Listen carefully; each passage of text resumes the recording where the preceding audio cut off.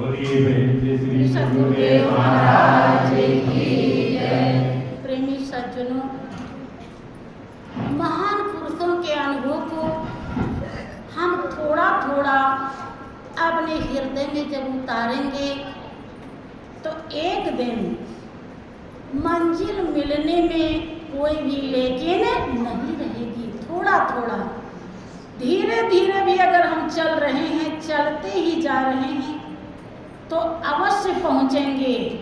कोई भी पहुंचने में रोक नहीं सकता है। वो क्या कहते हैं कि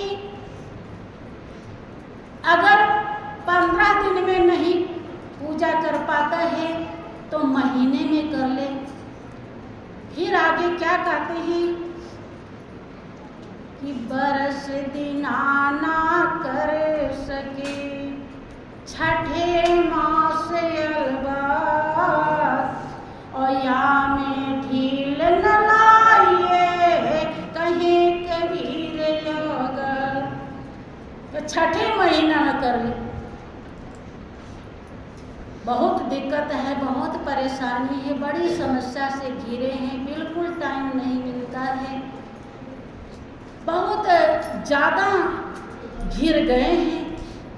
तो कोशिश करेंगे तो बंधु छठे महीने में भी मौका मिल गया तो भी कल्याण हो ही सकता है।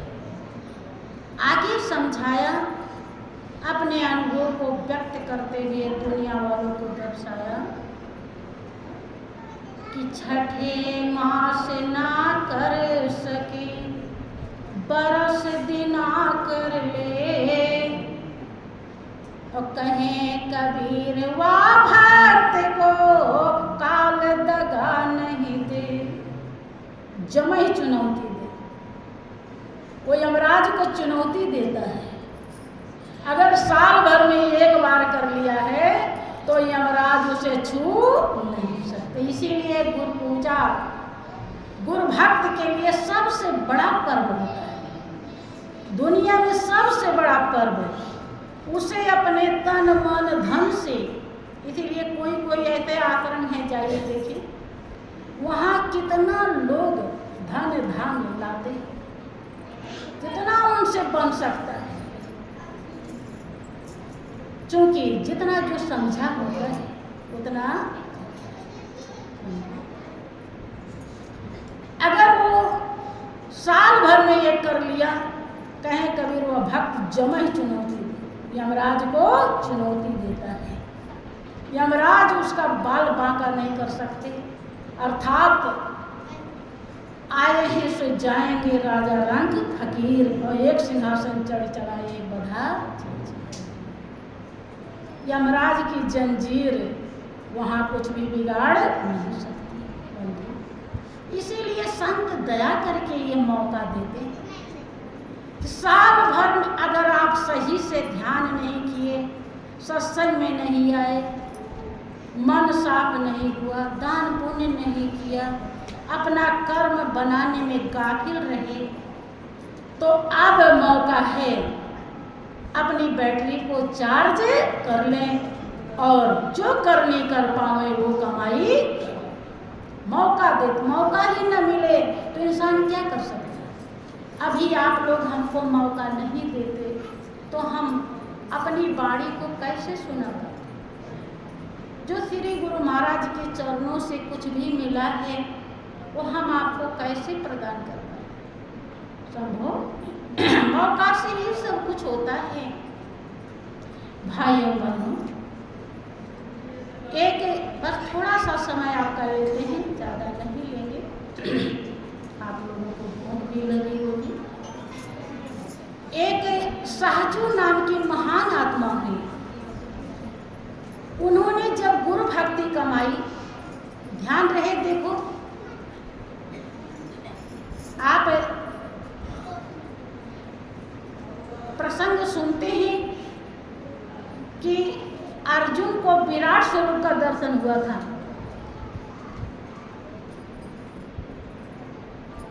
अर्जुन के गुरु कौन है?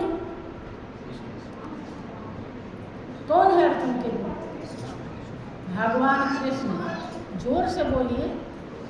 कौन है? भगवान कृष्ण। तो अर्जुन किसकी बात मानते थे? भगवान कृष्ण की कि किसी और की? देखिए, विराट स्वरूप को दर्शन हुआ था उन्हें। विराट का मतलब समझ लीजिए। आप लोग चित्र में देखते होंगे कि उसमें सब देवी देवता बनाए हुए होते हैं, तो ये विराट है। और इसका मतलब ये नहीं,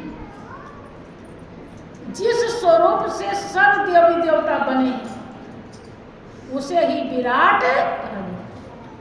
जो चींटी के अंदर भी है और हाथी के अंदर विराट स्वरूप का दर्शन हुआ।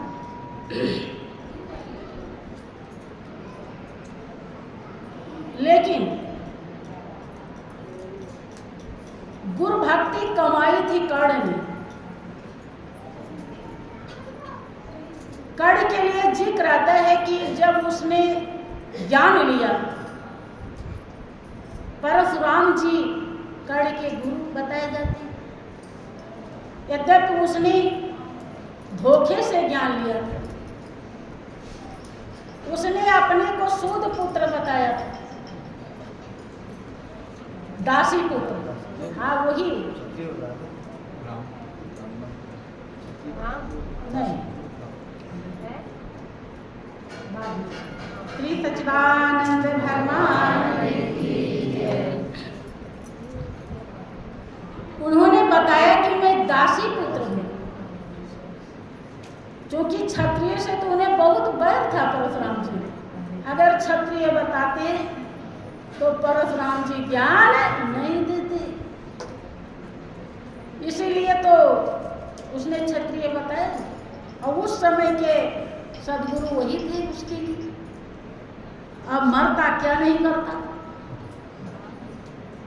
तब जब ज्ञान दे दिए परशुराम जी, तो वो ऐसा भक्त नहीं था कि मन में आन बगल में छुरी, जो कहा सो करना है। तन मन धन अर्पण किया तो किया, झूठ नहीं, तुरंत ही उसे धारण कर लिया। लोगों के कई 50 जन्म बीत जाएंगे हेरा फेरी करते करते, इसीलिए इस रास्ते पर नहीं आ पाएंगे। वो तुरंत ही उनकी क्या कहेंगे, जो झोली थी वो टांग लेता है, लटका लेता है अपनी बाह में और चल के ये क्या कि गुरुदेव आप हमारे और हम आपके,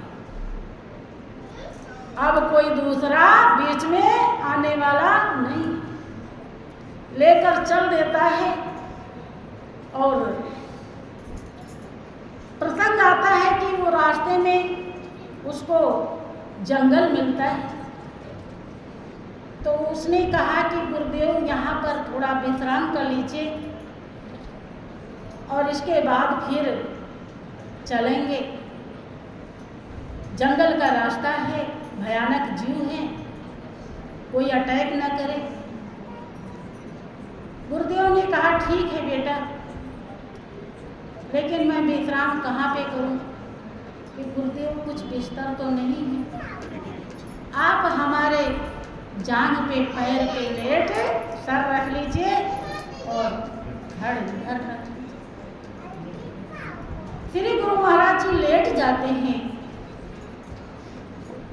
लेकिन भाई एवं बहनों बुरा मत मानना, कोई भी चीज दुनिया में आसानी से मिलती, आपको पेट की रोटी भी जो मिलती है ना, इसमें भी कितने लोग सहयोग किए हैं अनगिनत। आप कपड़ा भी जो पहनते हैं ना, इसमें भी बहुत का सहयोग है। भूल के मत सोचना कि हम ही कमा लिए, बहुत हिस्सेदार है। यही कारण है कि हृदय निर्मल नहीं, अहंकार जरूर पैदा करता है और ये निर्मलता नहीं आती।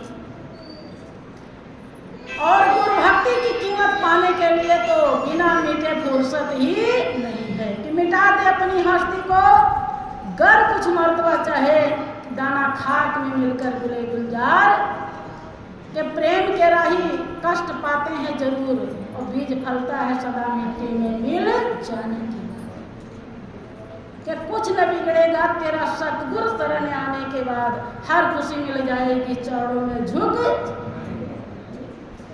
ठीक है, ये दुनिया आनी जानी है, अगर कोई गया तो गया, क्या हम ही रहेंगे क्या हम नहीं जाएंगे? अगला तो बना के गया, वो हम बिगाड़ के जाएं, क्या यही ध्येय और लक्ष्य है? ये नहीं, ये ज्ञान नहीं कहलाता, ये अज्ञान है। वो परीक्षा देखता है क्या कि जंगल से कीड़ा निकल कर आता है और उसकी जान को काटने, क्योंकि अब तू भाई जिसके लिए चला है तो अब उसे लेना चाहता है तो ले, देखें कैसे लेता है। चैलेंज होता है, माया चैलेंज देती है, अगर है ताकत तो लो और नहीं तो घर बैठो। अब वो एक महारथी था, हिष्ट पुष्ट नवयुवक था, तो उसकी जान कितनी मजबूत रही हो, और उसको पार कर जाता है कीड़ा, लेकिन वो सीता करता, और जब पार करके थोड़ी दूर गया था, तैसे ही श्री गुरु महाराज जी की आंखें खुल जाती हैं। उनके कान पट्टी पे, कान के पास गरम गरम जब लहू ब्लड लगता है तो वो जग जाते हैं और कहते हैं कि ये क्या, इतनी ब्लड खून कहाँ से आ गए, ये क्या हुआ? कि गुरुदेव इस कीड़े ने काट लिया है, कि तूने भगाया नहीं, उसे मारा नहीं, कि गुरुदेव अगर मारता तो आप मेरी जान हिल जाती और आप जग। देखो बारीकी समझो, कितने भाव हमारे निर्मल और उज्जवल होने चाहिए। बंधु, आप हमेशा सुनते हैं कि कुछ पाने के लिए कुछ खोना। अब श्री गुरु महाराज जी ध्यान से देखते हैं कि ये तो दासी पुत्र बता रहा था और ये है क्षत्रिय पुत्र। क्षत्रिय के अलावा कोई भी इस कष्ट को सह नहीं सकता। यहाँ पर वो जान जाते हैं कि तूने मुझसे छल किया। देखो, छल अच्छे के लिए किया, फिर भी श्राप देती तुरंत। और कहते हैं, क्या कहते हैं कि जिस ज्ञान को तूने अंतिम समय के लिए लिया है ना, अंतिम समय में ज्यादा काम आता है, वो अंतिम में भूल जाए। अगर यही वही होता तो शायद अर्जुन कर्ण को मार नहीं पाते।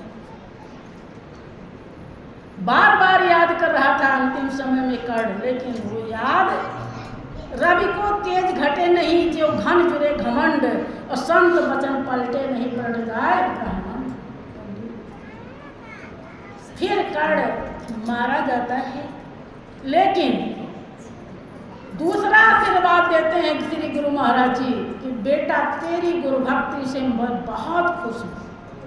तूने जैसी गुरु भक्ति कमाई है शायद कोई कमाएगा, इसलिए मैं तुझे आशीर्वाद देता हूँ कि तेरा अंतिम संस्कार स्वयं त्रिलोकी नाथ के हाथ हो। अंतिम समय में वही भगवान कृष्ण थे और अर्जुन को लेकर आते हैं, दान की परीक्षा लेते हैं और वहीं पर वो शरीर छोड़ देता है। उसने कहा था कि मेरा शरीर वहाँ चलना चाहिए जहाँ कोई लाश न जले। भगवान कृष्ण अर्जुन को नहीं कहते, अपने हाथ उठाते हैं क्योंकि इस योग्य था उसकी लाश को, और जहाँ भी ले जाते हैं जलाने के लिए वहीं से आवाज आती है कि यहाँ कड़ 2 बार जला है, यहाँ 1 बार जला है, यहाँ लाश जल चुकी है। भगवान परेशान हो जाते हैं और अपनी हथेली पर लाश को रखते हैं और योग अग्नि से जलाते। हम क्या कहना चाह रहे थे कि विराट स्वरूप का दर्शन हुआ था अर्जुन को, लेकिन ये गति जो गुरु भक्ति कमाई थी कड़, शायद अर्जुन के लिए वो इतिहास नहीं है। भगवान कृष्ण 18 अध्याय में कौन सा श्लोक है ये तो मुझे याद नहीं है, समझाते हैं कि सर्वधर्मान प्रत्यज्य मामेकम शरणं व्रज अहम त्वाम सर्व पापे भयो मोक्षयिष्यामि मा शुचः। कि अर्जुन तू सभी धर्मों को छोड़कर केवल मेरी शरण में आ जा। कौन कह रहे हैं? श्री गुरु महाराज जी। तब मैं क्या करूंगा? तुझे सभी पापों से मुक्त कर दूंगा और तू सोच मत कर। कब? जब सभी धर्मों को छोड़कर केवल मेरी शरण। देखो गुरु महाराज जी का, गुरु के प्रति जितना आपके हृदय में बुलंदी होगी, सब देवी देवता और कुदरत आपका एक पल भी साथ नहीं छोड़ेगी, हरदम आपके जीवन को संभालेगी। अगर आपने गुरु के प्रति त्रुटि करी तो कोई भी साथ नहीं देगा। बंधु ध्यान दीजिए, नारद जी 10,000 वर्ष तपस्या किए थे, जब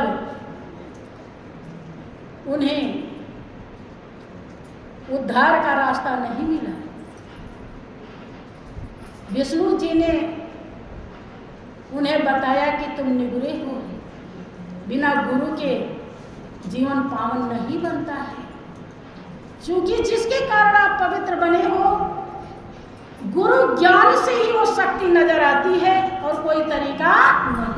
और जब तक उस शक्ति का दीदार नहीं हुआ तो आपका जीवन पावन नहीं। और जब वो कालू धीमर को गुरु धारण करते हैं और विष्णु जी पूछते हैं, हरि पूछो गुरु कौन तुम कीन्हा, और सकुच नारद धीमर कहि दीन्हा। धीमर समुझ मन संशय आई, और 184 भुगतो जाई। देखो विष्णु को तो उन्होंने कुछ नहीं कहा था कि कहा, खाली अपने गुरुदेव को धीमर बता दिया, कितने गलती करी थी। और जिस 84 से निकाला था उसी में विष्णु ने बंधु कहा। घोषुंड जी भगवान शंकर को तो कुछ नहीं कहे थे, केवल गुरु महाराज जी को उठ के प्रणाम नहीं किए थे कि एक बार हर मंदिर में जपत रहे शिव नाम, और गुरु आए अभिमान ते उठ नहीं किए प्रणाम। सो दयालु ने कहो कछु उर न रोष लौलेश, अत्यग गुरु अपमानता सह न सके महेश। मंदिर माझ भई न भवानी, और रेहत भाग आगे अभिमानी। यद्यपि तो गुरु के नहीं क्रोधा, अति कृपाल चित सम्यक बोधा। तदपि साप सठ देई हो तो ही, और नीति विरोध सुभाय न मोही। जो नहीं दंड करो खल तोरा, और भ्रष्ट हो श्रुति मार्ग मोरा। बैठ रहस्य अजगरियो पापी, सर्प होई खल मन मत प्यार। 1000 जन्म के लिए अजगर हो जा, श्राप दे दिया। किसका बिगाड़ा था? भगवान शंकर का कुछ बिगाड़ा था? खाली गुरु का निरादर थोड़ा सा किया, ज्यादा भी नहीं। विचार करें, हम ऐसा अगर नहीं बन सकते हैं तो थोड़ा सा सावधान तो हो ही सकते हैं। और हम चाहेंगे तो सब कुछ हो सकते हैं। खाली बस दुनिया की मिलावट ना रहे। अगर मिलावट रहा, मिलावट वाला कोई भी चीज अच्छा, आप कहीं सामान खरीदने जाते हैं, कहते हैं उस दुकान में मत लेना, नकली मिलता है।